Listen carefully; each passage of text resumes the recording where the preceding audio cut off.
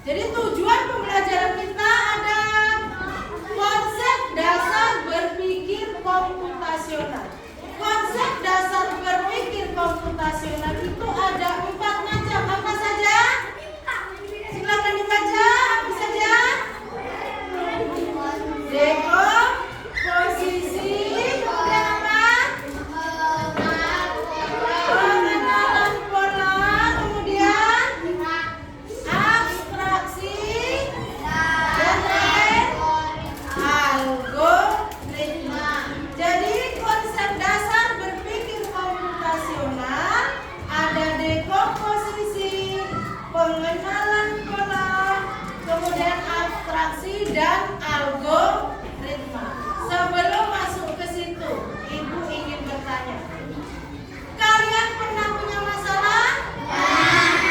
Ketika punya masalah, apa yang dilakukan? Kira-kira apa yang dilakukan, gadis?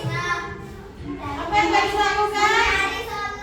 Iya, kalau kalian dia mencari solusi. Kalau gadis? Iya, sama. Kalau kita punya masalah, kita harus mencari solusi. Jadi ketika kita punya masalah, tadi kita harus menyelesaikan atau mencari solusi. Bagaimana agar solusi itu sesuai? Kita menyelesaikan masalah dengan cara berpikir komputasional. Berpikir komputasional itu yang bagaimana? Oke. Ada berapa cara berpikir komputasional? Ada dekomposisi, pengenalan pola, abstraksi, dan apa? Algoritma. Ya kan? Dekomposisi, kita berusaha menyelesaikan masalah dari yang terkecil dulu secara berurutan. Jadi ketika kita ingin menyelesaikan masalah, kita urutkan satu-satu. Mulai dari yang terkecil, kita urutkan lagi, sehingga masalah-masalah tersebut dapat kita atasi. Berpikir komputasional. Apa itu berpikir komputasional? Silakan dibaca, Esther. Berpikir komputasional berarti peserta didik memiliki kemampuan berpikir yang dapat menyelesaikan permasalahan ataupun persoalan sehari-hari dengan menggunakan teknik ilmu komputer bebas Indonesia Inggris. Jadi definisi berpikir komputasional berarti memiliki kemampuan apa?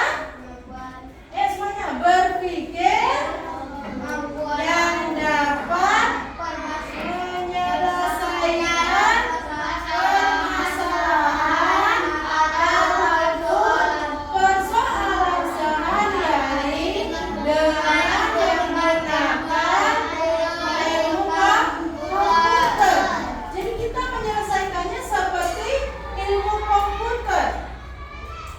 Bisa juga diartikan berpikir komputasional yaitu pemecahan masalah dengan solusi menggunakan konsep dasar berpikir dalam informatika.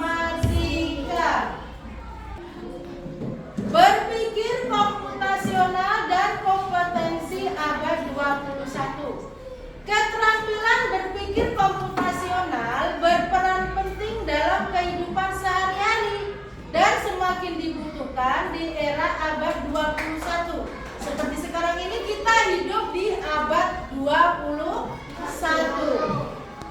Kompetensi ini berkaitan erat dengan konsep 4C, yaitu critical thinking atau berpikir kritis, kemudian creativity atau kreativitas, kemudian communication atau komunikasi, dan collaboration atau kolaborasi. Keempat keterampilan ini mendukung penyelesaian masalah secara sistematis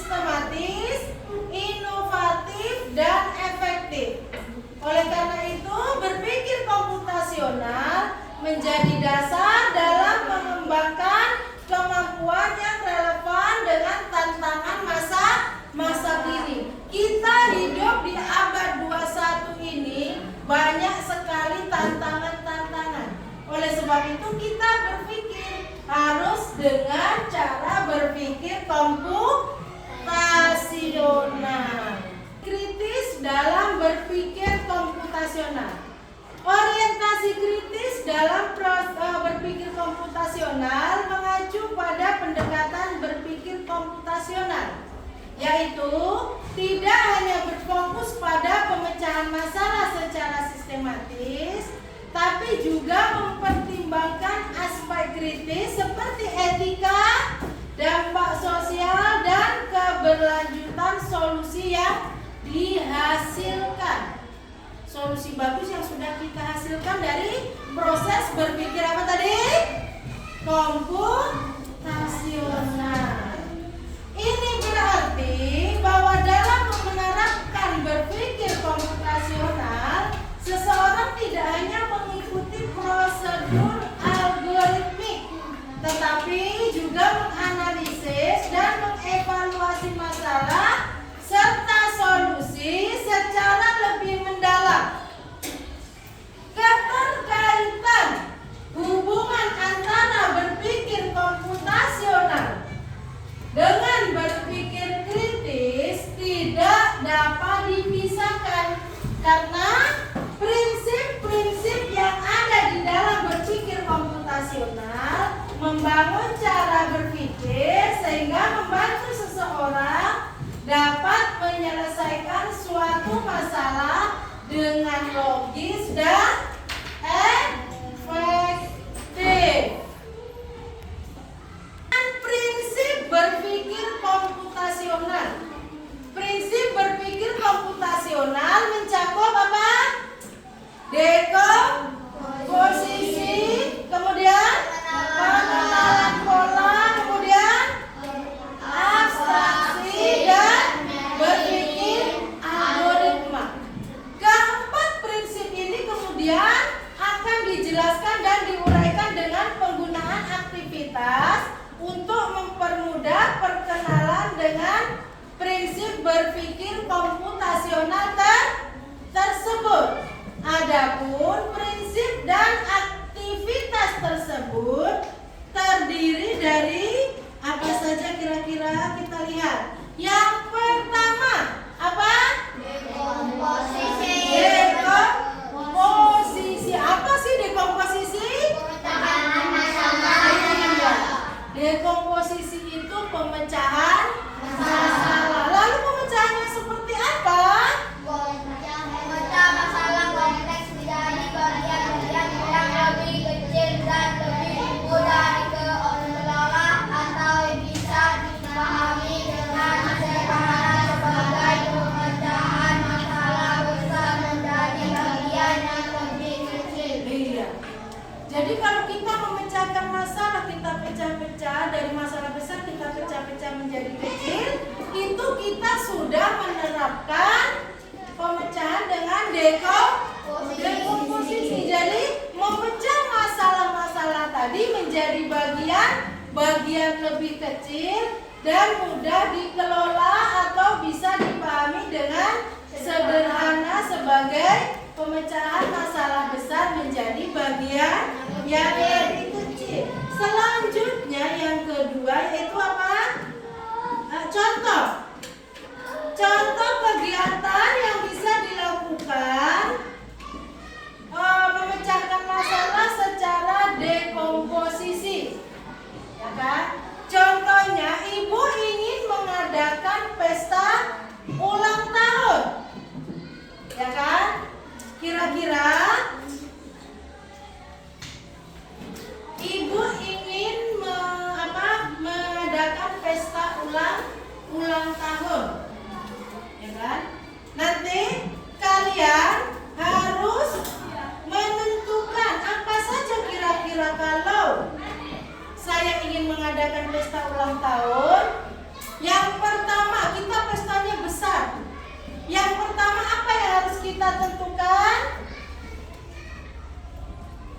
Ya, kira-kira apa?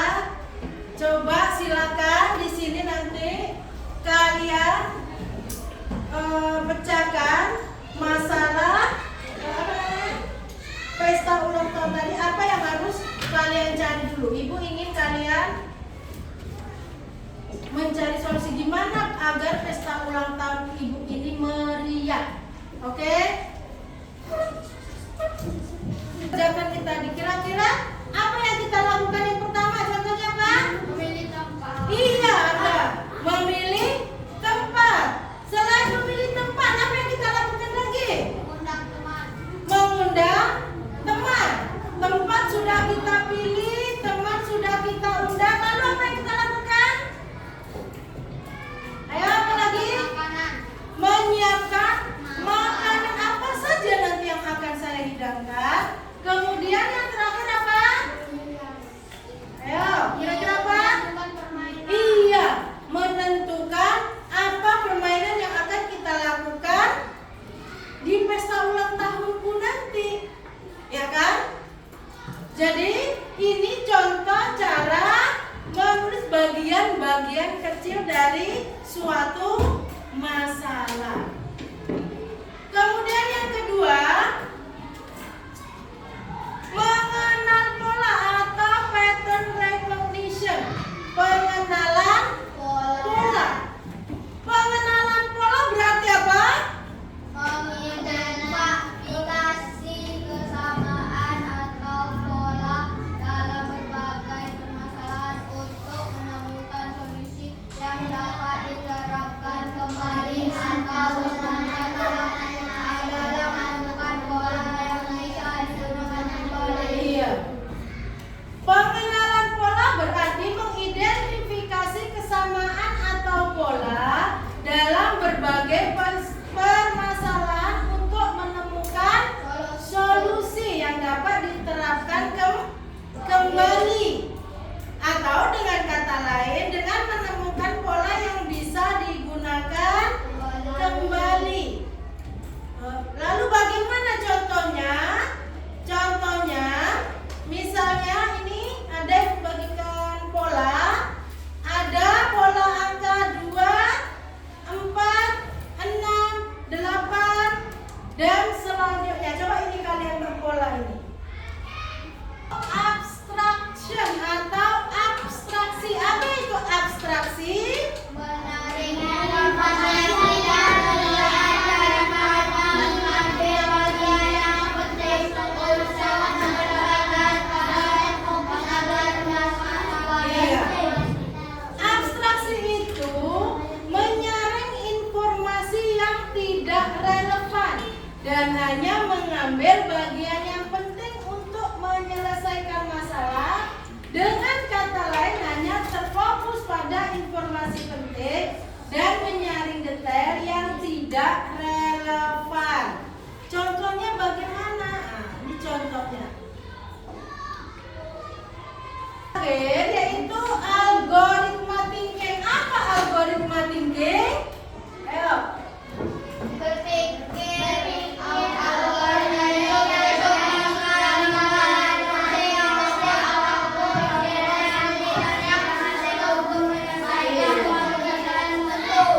Algoritmic thinking atau berpikir algoritma, yaitu berpikir algoritmik, yaitu menyusun langkah-langkah, instruksi ataupun prosedur yang sistematis untuk menyelesaikan suatu masalah. Jadi ketika ada masalah, kita menentukan langkah apa kira-kira yang sistematis yang bisa kita gunakan untuk menyelesaikan masalah tersebut.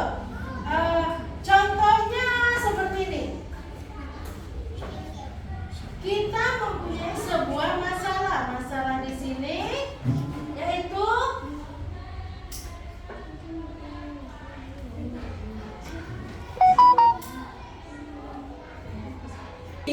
anak ibu menentukan, ada ibu ini beberapa masalah. Ini membuat cara membuat pilapes, nanti kalian tuliskan di sini. Kalian belajar berpikir secara algoritmik. Oke, silakan. Jadi kesimpulannya, pentingnya berpikir komputasional untuk memecahkan berbagai masalah dalam kehidupan sehari-hari, yaitu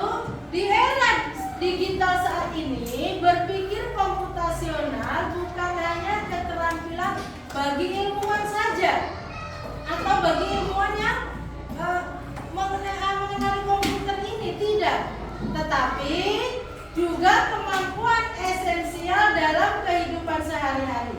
Kemampuan ini membantu individu dalam berbagai situasi, mulai dari pengambilan keputusan, memanajemen waktu, hingga pemecahan suatu masalah yang kompleks. Kemampuan berpikir komputasional yang dimaksud dapat digunakan dalam keseharian seperti berikut.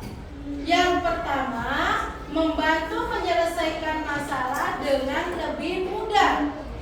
Yang kedua, membantu membuat keputusan yang lebih baik. Yang ketiga, mengajarkan cara berpikir kreatif dan terstruktur. Yang keempat, membantu menghemat waktu dan lebih efisien. Serta yang kelima, membantu beradaptasi dengan teknologi, berpikir komputasional, melatih otak manusia agar tetap dapat berpikir secara logis dan sistematis, sehingga mampu menyelesaikan masalah lainnya yang berhubungan dengan kehidupan sehari-hari. Demikian pelajaran yang bisa Ibu sampaikan hari ini. Semoga setelah belajar ini anak Ibu bisa mulai berpikir komputasional untuk menyelesaikan masalah. Siap kira-kira? Oke, sebelum pulang kita berdoa. Silakan dipimpin Esto.